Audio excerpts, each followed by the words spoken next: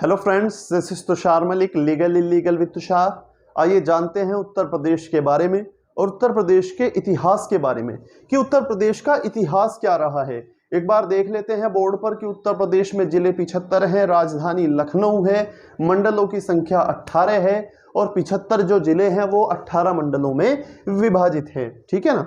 इसके साथ अब देखते हैं कुछ नई बातें कि उत्तर प्रदेश कब अपनाया गया, क्या इसका नाम है। तो मैं आपको बता देता हूं कि प्रदेश का नाम है उत्तर प्रदेश। ठीक है ना। 1836 से उत्तर पश्चिमी प्रांत के नाम से जाना जाता था। 1877 में उत्तर प्रदेश प्रांत आगरा और अवध के नाम से जाना गया, फिर संयुक्त प्रांत के नाम से जाना गया 1902 में। 1937 में ये जो लिखने वाली बात है इसे हमने संयुक्त प्रांत का नाम दिया। संयुक्त प्रांत यानी यूपी ही, लेकिन ये उत्तर प्रदेश नहीं, यूनाइटेड प्रोविंस था। ठीक है ना। यूनाइटेड प्रोविंस के नाम से उत्तर प्रदेश को जाना जाने लगा 1937 में।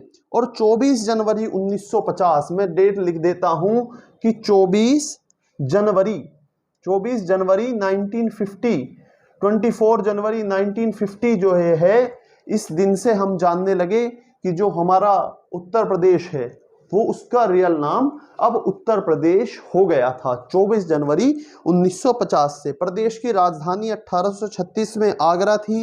1858 से प्रयागराज हुई।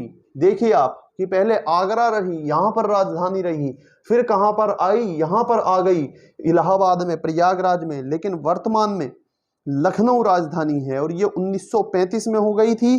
ठीक है। उत्तर प्रदेश की जो पुनर्गठन है वो 1 नवंबर 1956 को हुआ। ठीक है। और 24 जनवरी 1950 को इसका गठन हो ही गया था, नाम रख दिया गया था कि ये उत्तर प्रदेश है। लेकिन उत्तर प्रदेश पहले केवल इतना नहीं था, ये जो उत्तराखंड है ये भी उत्तर प्रदेश ही था।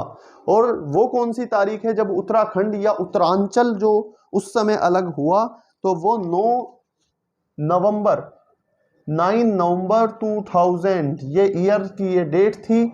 अभी इसे मात्र 23 वर्ष हुए हैं उत्तराखंड को बने, इससे पहले ये उत्तर प्रदेश ही था। ठीक है।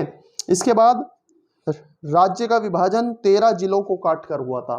ठीक है। उत्तर प्रदेश के 13 जिले कटे, तब नया राज्य बना जिसका नाम उत्तरांचल रखा गया और बाद में उसका नाम बदलकर उत्तराखंड कर दिया गया।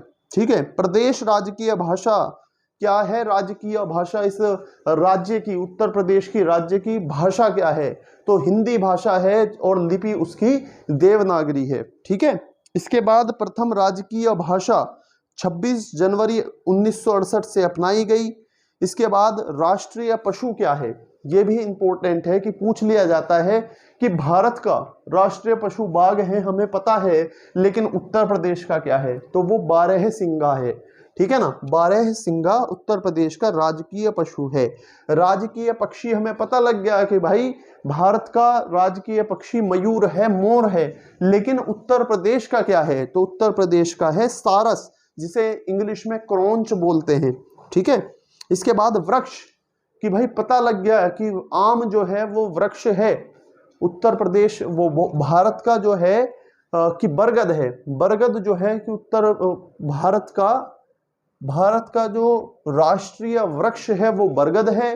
तो उत्तर प्रदेश का क्या है? तो उत्तर प्रदेश का बताया गया है अशोक का वृक्ष।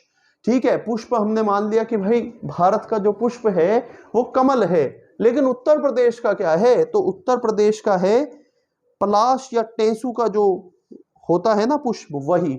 आपको एक चीज में बस फायदा मिलेगा कि भारत का खेल क्या है? हॉकी, और उत्तर प्रदेश का भी राजकीय खेल हॉकी ही है। ठीक है।